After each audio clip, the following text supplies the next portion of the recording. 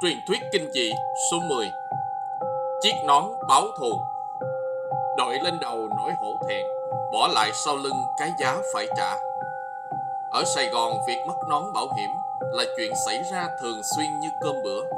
Người dân dần xem đó là điều bình thường, nhưng những kẻ trộm cắp vẫn cứ lộng hành, không hề biết sợ hãi.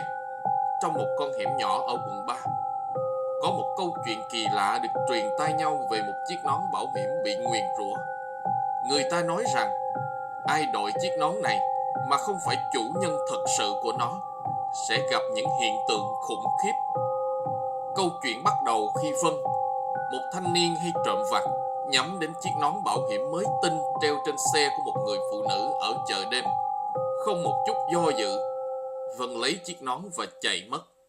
Khi đội chiếc nón lên, Vân cảm thấy lạnh sống lưng, như thể có ai đó đang nhìn chằm chằm vào mình từ sau gáy. Nhưng Vân chỉ lắc đầu và tự nhủ rằng đó chỉ là tưởng tượng.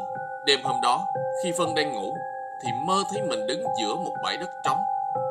Xung quanh là hàng loạt chiếc nón bảo hiểm cũ kỹ, bám đầy bụi và máu.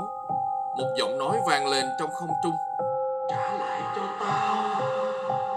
Giật mình tỉnh dậy, Vân phát hiện chiếc nón bảo hiểm trộm được đang nằm ngay bên giường, dù Vân nhớ rõ mình đã cất nó trong nhà kho. Những ngày sau đó, Vân liên tục cảm thấy có ánh mắt vô hình dõi theo, và mỗi lần đội chiếc nón lại nghe thấy tiếng thở gấp gáp ngay sát tai. Một đêm nọ, Vân đang chạy xe về nhà thì chiếc nón bỗng dưng siết chặt lấy đầu, như thể có một bàn tay vô hình đang cố gắng bóp nghẹt. Hoảng sợ, Vân dừng xe và ném chiếc nón xuống đường. Nhưng khi quay đầu nhìn lại, chiếc nón đã biến mất.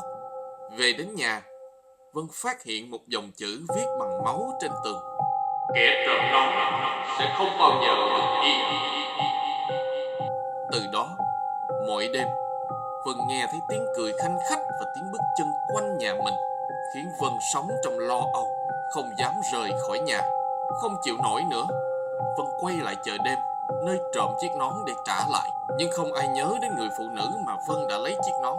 Một cụ già trong chợ nói: "Cách đây vài năm, có một người phụ nữ bị tai nạn chết ngay tại đây. Chiếc nón bảo hiểm của bà ấy bị văng ra xa, và kể từ đó, người ta thường nói nó mang theo oán khí." Sau khi nghe chuyện, Vân bỏ chạy, nhưng không ai biết đi đâu. Sau sự việc, mọi người trong khu chợ bắt đầu sợ hãi, và từ đó không ai dám trộm nón bảo hiểm nữa. Chiếc nón, gió thoảng, âm u. Đội vào nghe rõ tiếng ru lạnh người.